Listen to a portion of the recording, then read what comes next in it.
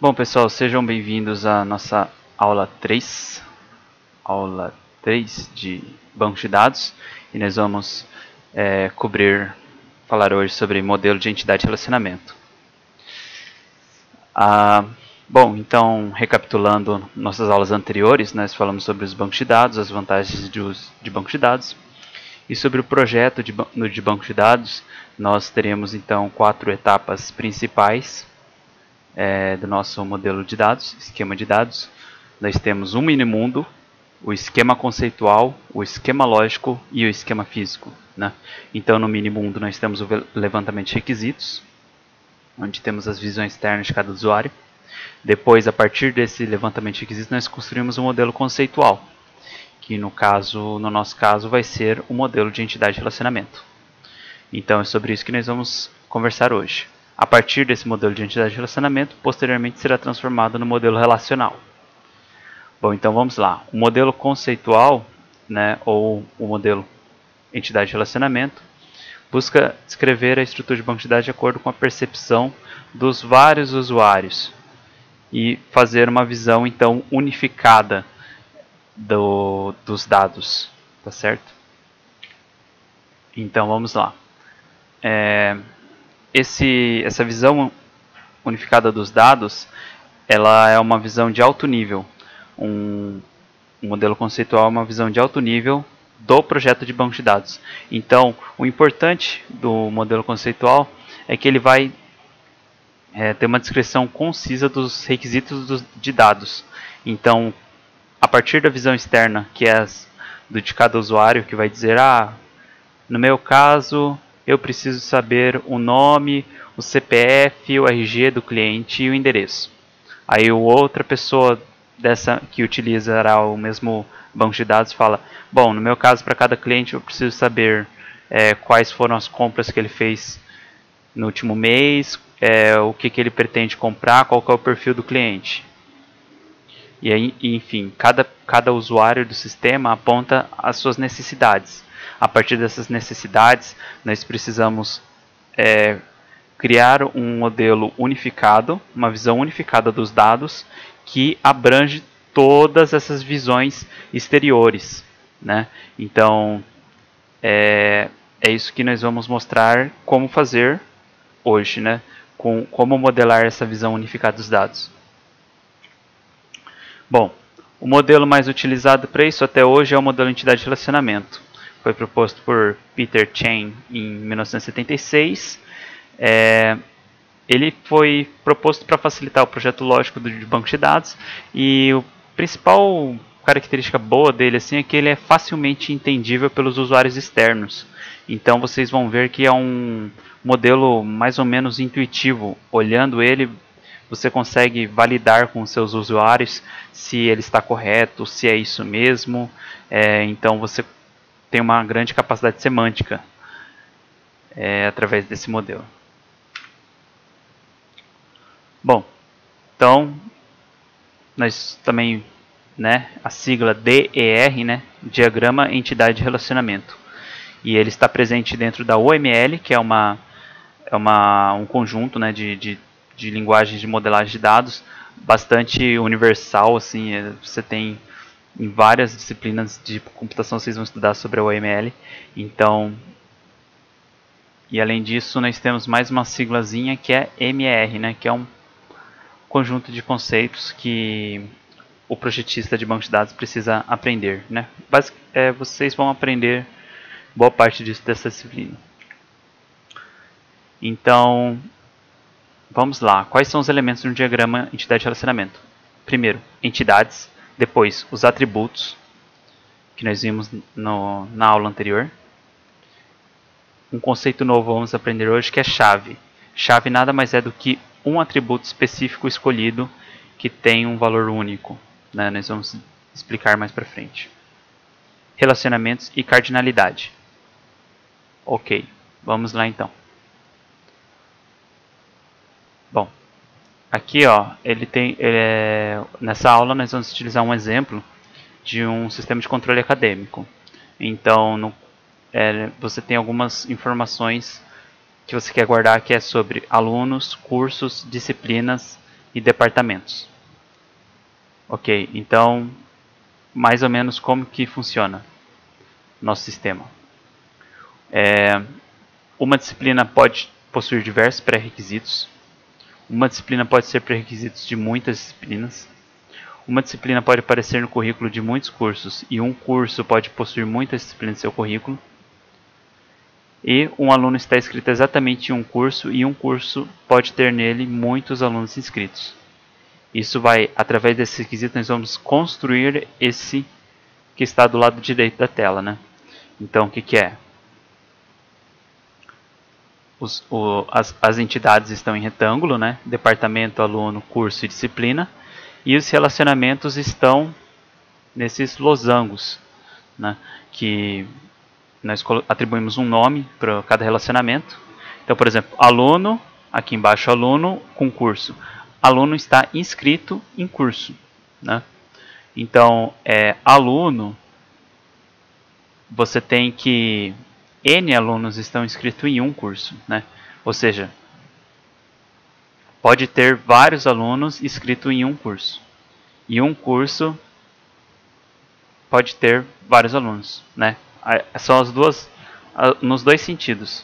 Da parte do aluno, ele só pode estar inscrito em um curso, e da parte do curso pode ter N alunos inscritos. E esse nome, assim, o nome ele sempre parece num dado sentido, né? Porém, por exemplo, assim, aluno inscrito curso. Porém, você também poderia colocar matrícula, por exemplo, em vez de inscrito no relacionamento. Aí ele fica uma coisa mais neutra de sentido, né? Tanto o aluno está matriculado no curso, quanto o curso tem vários alunos matriculados. Porém, ambas estratégias assim de nomeação estão boas, assim, não existe uma estratégia que é superior. O importante é que seja um nome que dê para entender do que se trata, né? Seja uma palavra que é realmente utilizada pelas pessoas daquele meio, tá? Então, aluno é inscrito em cursos, disciplinas compõem currículo de curso, um departamento é responsável por tais disciplinas e certas disciplinas são pré-requisitos de outras disciplinas. Então vamos lá. Então, sobre a entidade, o que é importante a gente saber de entidade? Ela tem um nome, por exemplo aqui, funcionário. O nome da entidade é funcionário. E os atributos. Nome, idade e salário. Cada funcionário, então, nós queremos guardar esses três atributos dele. Nome, idade e salário. Que são dados específicos desta entidade. Então, essa forma de representar aqui vai ser bem comum. Primeiro nós colocamos o nome da entidade destacado, né, em maiúsculo, e depois o nome dos atributos separado por vírgula. Tá bom? Vamos lá então. Como a gente já viu na última aula, a entidade pode ser tanto uma existência física, como uma pessoa, um carro, um departamento, quanto pode ser um conceito, uma existência conceitual, por exemplo, um emprego, um curso. Mais um exemplo de entidade, por exemplo. Aqui nós temos um texto e em negrito estão a mesma entidade, né, departamento. Então ele fala aqui que a empresa é organizada em departamento, cada departamento tem um nome, um número, um funcionário responsável, enfim. Tudo isso para mostrar o quê? Que departamento é uma palavra-chave, então ela vai se tornar uma entidade. Então, como a gente já viu na aula anterior, você vai colocar a entidade nesse retângulo e vai ligar vários atributos, né? E os atributos são circulados, né? Dessa forma oval, com o nome do atributo lá dentro. Então, nome, trabalho, idade, endereço, salário.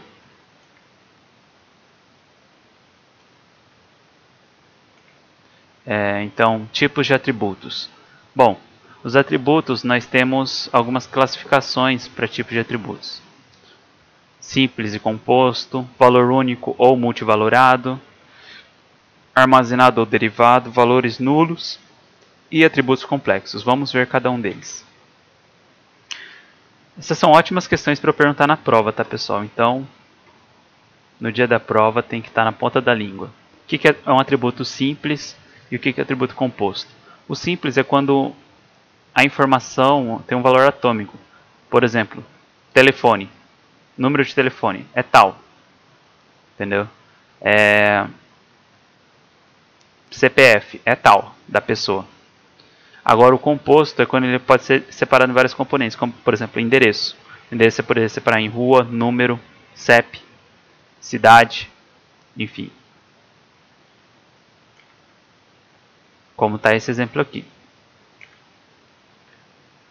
Agora, acho que eu passei muito rápido o exemplo, né? Mas é porque é da aula anterior. Nome e código são atributos simples e o endereço é um atributo composto. Aí você subsepara ele nos campos específicos. Ok, agora e em relação a atributos multivalorados e monovalorados? Bom, monovalorados é um único nome, um único valor, por exemplo, nome. Multivalorados é quando você tem múltiplos valores. Por exemplo, se você quiser marcar vários telefones, se você quer todos os telefones, então você marca aqui telefone. Ou então se a pessoa, assim, ela tem várias preferências. Por exemplo, vamos supor que você está montando um banco de dados para filmes. E uma pessoa, você quer marcar a preferência de filme de uma pessoa. Ela pode marcar lá várias preferências, ação, suspense, terror. Então, preferências seria um atributo do cliente com multivalor, multivalorado. E aí como você representa isso graficamente? Você faz um círculo duplo, né, no atributo. Se você fosse representar por textualmente, você colocaria um asterisco do lado direito do atributo, mas eu vou mostrar isso depois. Atributo armazenado e derivado. Bom, o armazenado é o mais simples, está de fato armazenado no DB. O derivado é que um atributo que pode ou não estar armazenado no DB. Por exemplo, idade. Idade nada mais é do que a data atual menos a data de nascimento. É um número ou seja, é um número que você pode calcular a partir dessas duas datas. Se você tem a data atual e você tem a data de nascimento, você não precisa ter um campo idade, percebe? Porque isso você pode calcular a qualquer momento. E até seria meio ruim você guardar idade nesse sentido fixo, porque você teria que ficar atualizando, né? Por exemplo, trocou o dia, aí tal pessoa fez aniversário, então você tem que aumentar a idade dele. Seria assim, trabalhoso manter a idade, então é bem melhor manter a data de nascimento. E a data atual você sempre você consegue obter, né, no seu sistema de aplicação. Por exemplo, também, número de empregados de um determinado departamento. Você não precisa ter exatamente um campo na entidade de departamento chamado número de empregados. Por quê? Porque bastaria você contar quantos empregados estão ligados ao seu departamento. Então isso é um atributo derivado. Por exemplo, aqui ele colocou, né? Ele colocou idade, mas aí ele colocou pontilhado, que quer dizer, isso aqui é uma informação derivada a partir das outras informações que eu possuo no meu modelo entidade relacionamento. Como ele tem data de nascimento, ele não precisa ter esse campo idade armazenado no banco de dados. Ele é um atributo derivado. Valores nulos. Bom, algumas instâncias, né, algumas instâncias de uma determinada entidade pode ter valores nulos. Por exemplo, você pode ter no seu banco de dados pessoas que não têm endereço. No caso, o endereço seria um valor nulo. Ou pessoas que não têm telefone, ou que você não conhece o telefone.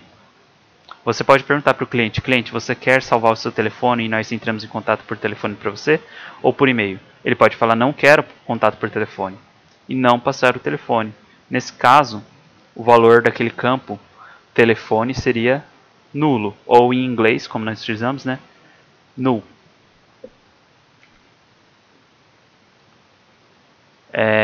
E também vamos falar aqui sobre os atributos chaves. Então, atributo chave é muito importante, pessoal.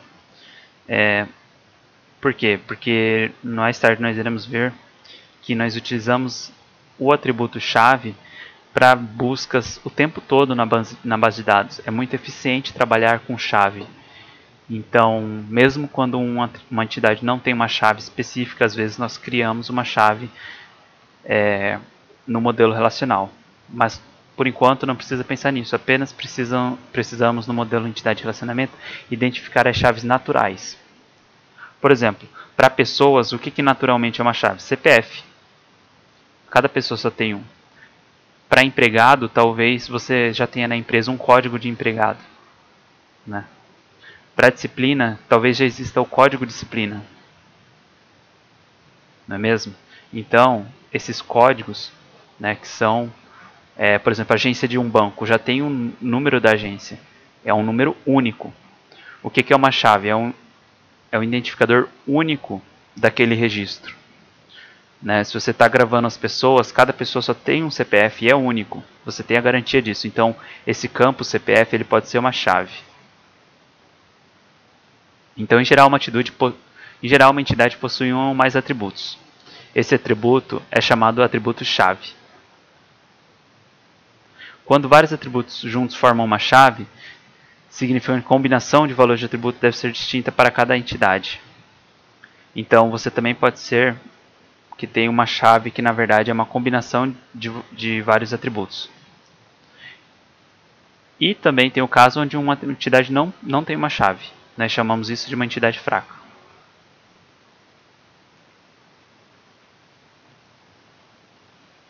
Então aqui, em um exemplo, ele colocou pessoa e colocou um código para cada pessoa.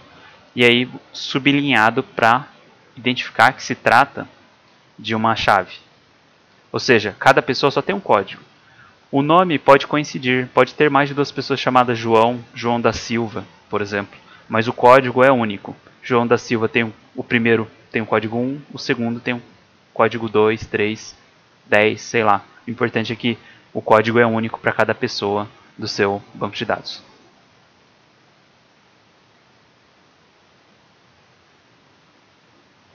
Então aqui ele diz, né, na anotação, se dois atributos forem sublinhados separadamente, então cada um uma chave por si só.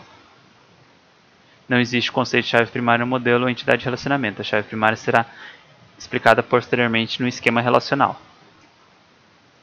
Então não precisa nem pensar muito em chave primária, basta identificar as chaves, que são esses valores. Por exemplo, o código da pessoa é um valor único, então é uma chave.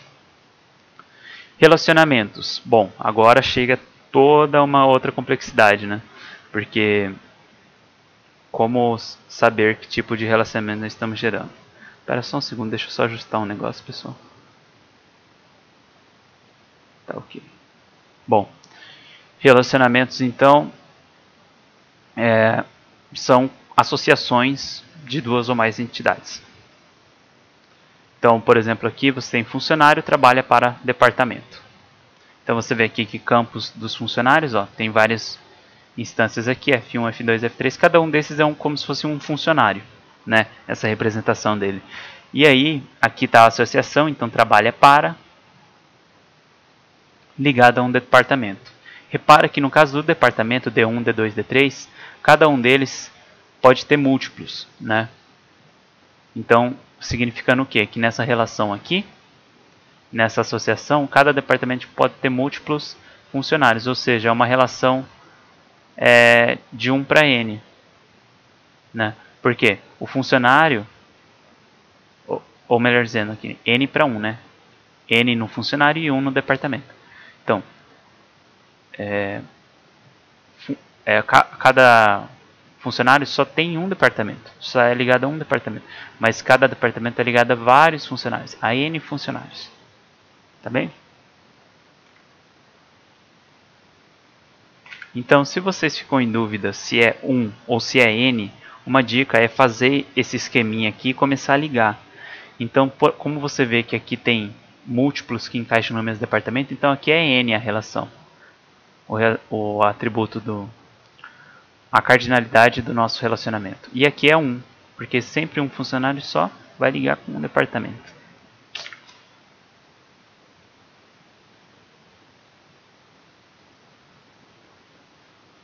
Então, aqui ele mostra como que nós identificamos, né, as cardinalidades do nosso relacionamento. Um funcionário gerencia um departamento. Os departamentos possuem vários funcionários. Um departamento controla uma série de projetos. Então aqui nós identificamos tanto o relacionamento quanto a cardinalidade do relacionamento. Nós vimos que um funcionário gerencia um departamento, no máximo. Então um departamento só tem um gerente. Um departamento possui vários funcionários. Possui vários funcionários. Então um departamento tem N funcionários. E um departamento controla uma série de projetos. Então um departamento tem N projetos. Notação gráfica. É esse losango, né? Já mostramos. Bom, nós também temos o caso chamado de relacionamento recursivo, ou autorrelacionamento, que é onde a entidade se relaciona com ela própria. Por exemplo, se nós quiséssemos mostrar assim, modelar os casamentos das pessoas, né? Então nós temos a entidade pessoa, e aí nós temos um losango aqui que é casamento, né? E aí nós ligamos pessoa com casamento e depois liga também com pessoa. Quer dizer, essa mesma entidade ela tem um autorrelacionamento aqui que é chamado de casamento, né? E aí você também pode atribuir papéis. Por exemplo, você pode colocar aqui marido e esposa, né? Então você tem papéis no relacionamento. Então papéis específicos, né? Num determinado relacionamento. Eu acho que relacionamento aqui cabe muito bem, né? Porque tem até esse trocadilho, né? Um relacionamento conjugal e também na nossa modelagem também se trata de um relacionamento entre pessoas. Mas coincidiu realmente, né?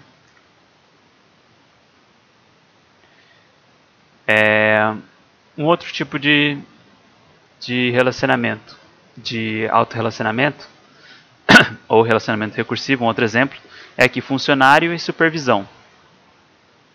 Você tem que um funcionário pode gerenciar ou ser supervisor de diversos funcionários, N. Então,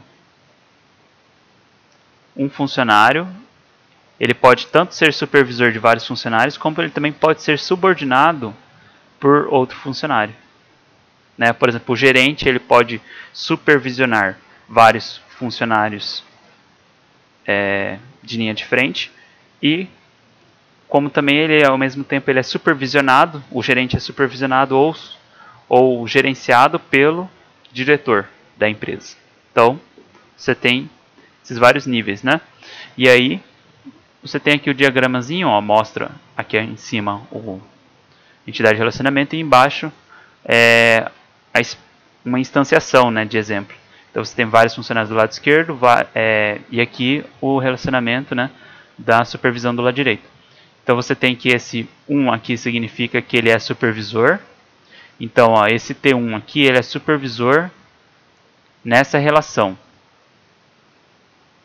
que tem um funcionário. Então o T1 ele é supervisor do T2. O T2 não é supervisor de ninguém, tá vendo? O T3 ele é supervisionado, porque é a relação 2, também pelo T1. Percebe? Porque o T1 aqui, se você olhar esse primeiro, ele liga-se com esse, com a segunda relação e com a terceira. Em ambos os casos ele é supervisor.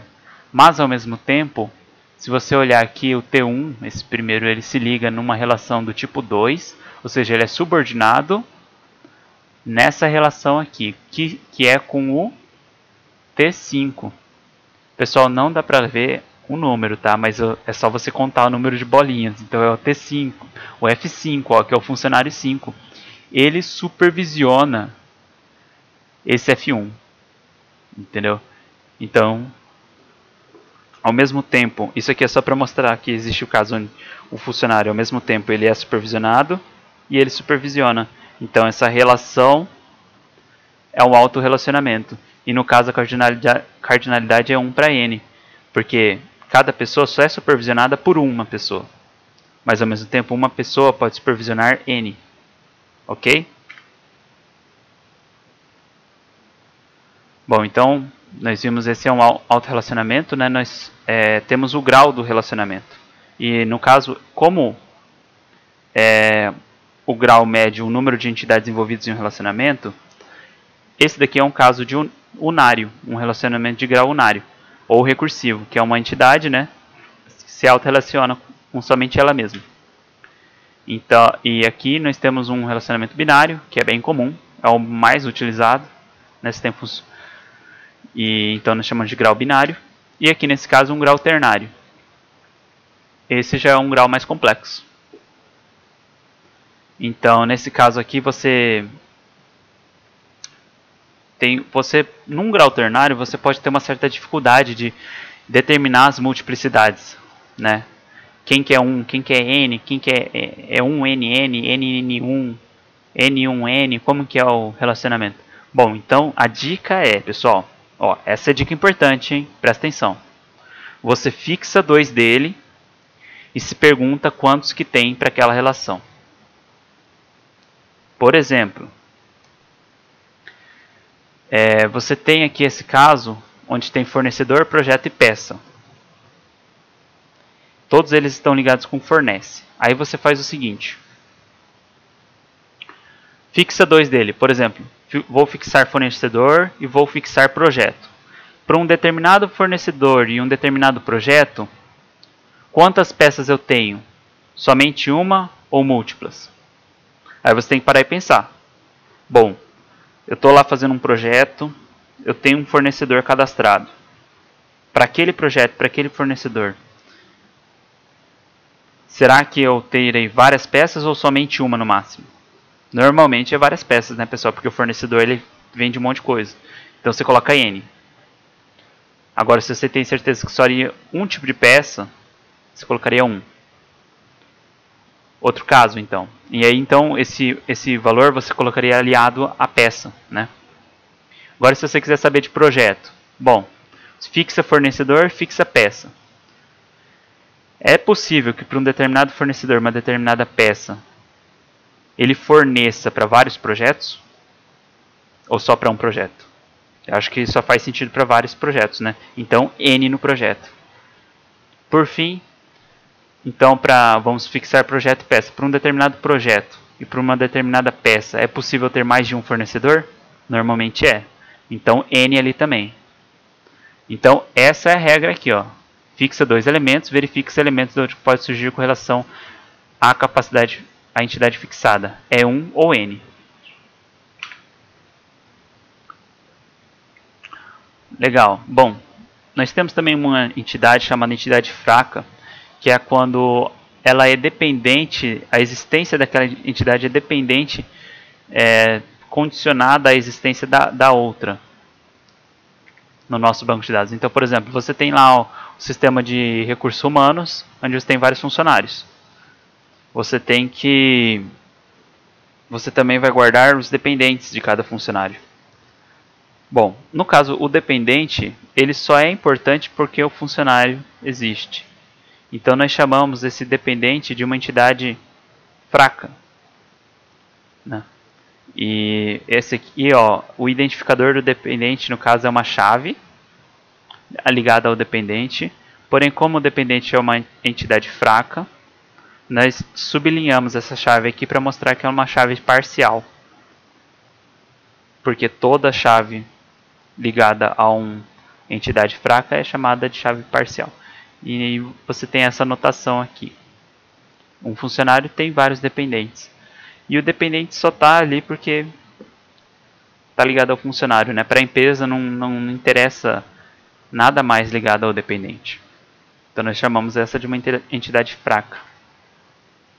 Nós também marcamos ela no gráfico de entidade de relacionamento com 2 vezes, né, o traço, né, traceada 2 vezes o retângulozinho em volta dela, assim como o relacionamento. Isso daí vai mostrar que trata-se de uma entidade fraca. Bom,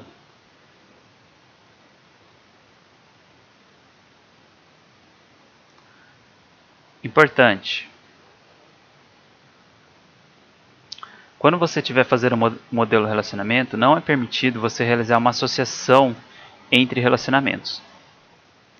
Então, se você estiver fazendo uma associação entre relacionamentos, pode ser que você perceba que você precisa fazer essa associação entre relacionamentos. E aí, então, você vai ter que usar esse conceito de entidade associativa. Ó, aqui você tinha médico, paciente e medicamento. Aí você tem consulta e tem prescreve. Isso aqui não é possível fazer uma associação entre duas associações. Entre dois relacionamentos, né? Então você vai fazer uma nova entidade. Consulta vai virar uma entidade. Entendeu? E ele passa a ser tratado como se fosse uma entidade. Isso é muito importante, porque quando nós começamos a modelar, nós começamos fazendo de um jeito. Porém, depois nós vamos perceber que precisa se tornar uma entidade também. Tá? Isso é um ponto muito importante, eu gostaria que vocês se lembrassem disso, porque vai acontecer enquanto vocês estiverem fazendo o projeto de vocês, provavelmente, né? O trabalho. Então aí aquela associação passa a ser uma entidade por si própria. Cardinalidade. Número máximo de instâncias do relacionamento para cada lado.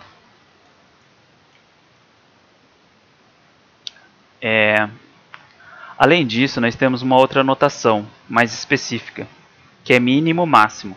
Então aqui, por exemplo, além dessa notação normal, nós poderíamos fazer uma notação de mínimo máximo.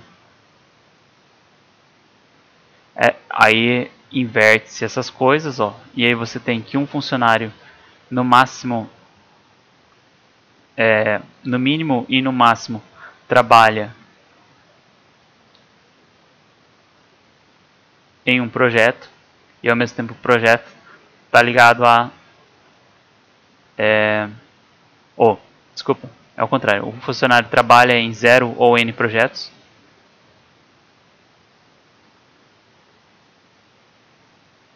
Por que ele inverteu aqui embaixo?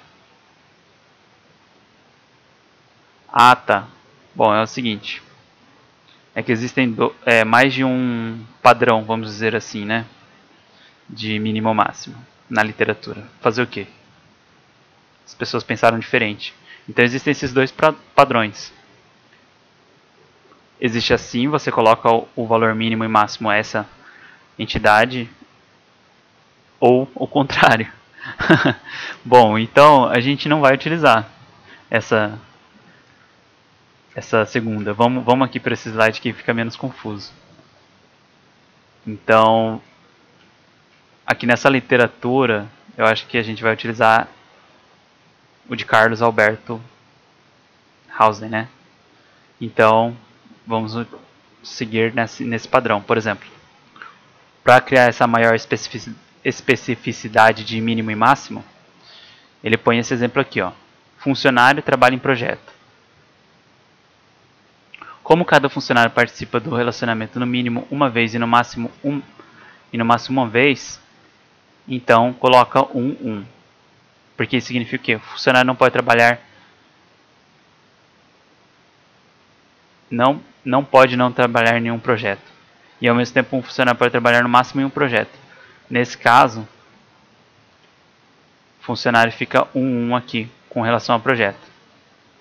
E o projeto é sua parte. Um projeto pode não ter funcionários trabalhando, ou seja, 0.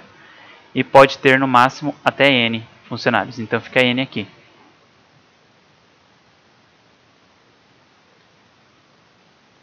É como se fosse assim, você pensa assim, vamos pensar aqui do lado direito para o esquerdo. Em um determinado projeto, quantos funcionários trabalham? De 0 a N. E do lado contrário, em relação a um determinado funcionário e um projeto, quantos no mínimo e no máximo trabalham? 1. Entendeu? É uma forma mais detalhada de você determinar mínimo e máximo. Porém, eu diria que só vale a pena você realmente trabalhar com essa notação se a sua cardinalidade tiver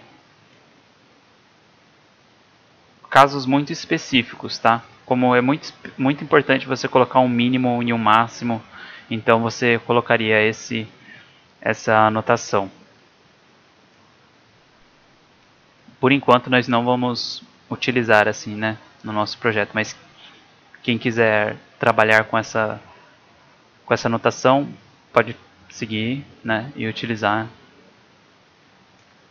Depois eu vou mostrar para vocês que tem a obrigatoriedade da associação ou não, então nesse caso aqui do 1, 1 não precisaria ser modelado dessa forma.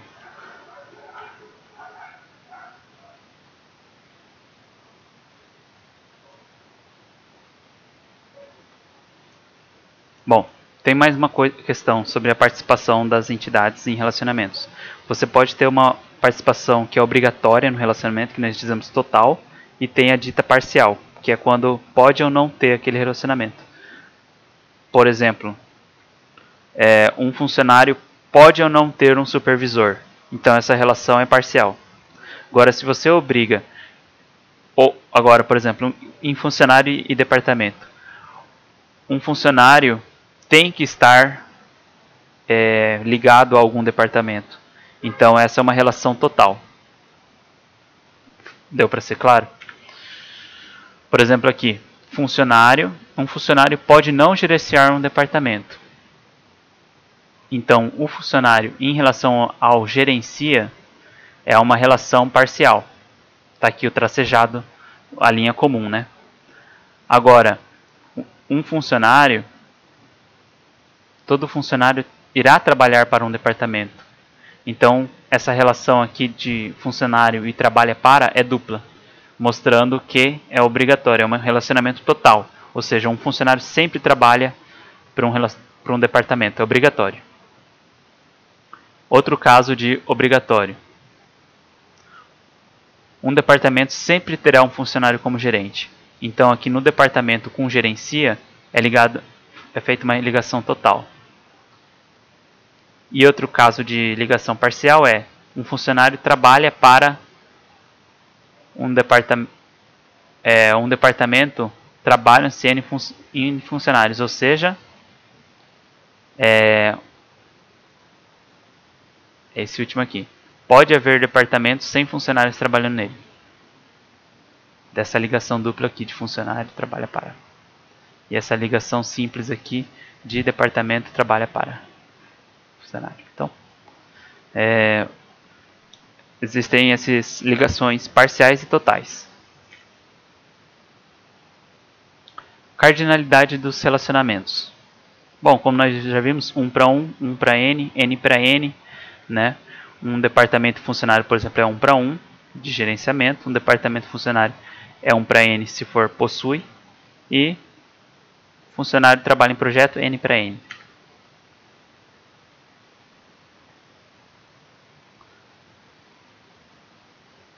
Você tem então um relacionamento 1 para 1, 1 para N e N para N. Isso nós já vimos na aula passada, então eu não vou dar aqui mais detalhes nesses casos. Aqui nós temos mais exemplos então que nós também já vimos na aula passada, não é mesmo? De pequenos diagramas de entidade de relacionamento. Aqui é só uma anotação, um resumo, né, para vocês de tudo que a gente aprendeu, né, em termos de notação gráfica. Então está aqui o retângulo, os atributos, os relacionamentos, losangos. Pessoal, não deixem de conferir as atividades no AVA, né? A aula teórica acabou, mas eu peço que vocês olhem as atividades no AVA e façam com bastante atenção, que é assim, o mais importante talvez da aula até. E mais uma coisa agora, eu vou então encerrar essa aula, a aula teórica está encerrada, porém nós teremos essa aula aqui, tem uma aula de exercícios, né, acoplada a ela, um pequeno gabarito de exercícios. Então eu vou propor para vocês nele esse exercício aqui, tá? E aí eu já vou mostrar também o gabarito desse exercício. Então eu peço que vocês vejam também a aula de gabarito para praticar, porque vocês fazem o exercício, praticam, depois olhem o gabarito para conferir se está certo e depois façam os exercícios no AVA, tá bom? Tudo isso é muito importante para a fixação do nosso conteúdo. Bom, então é isso. Obrigado e até a próxima.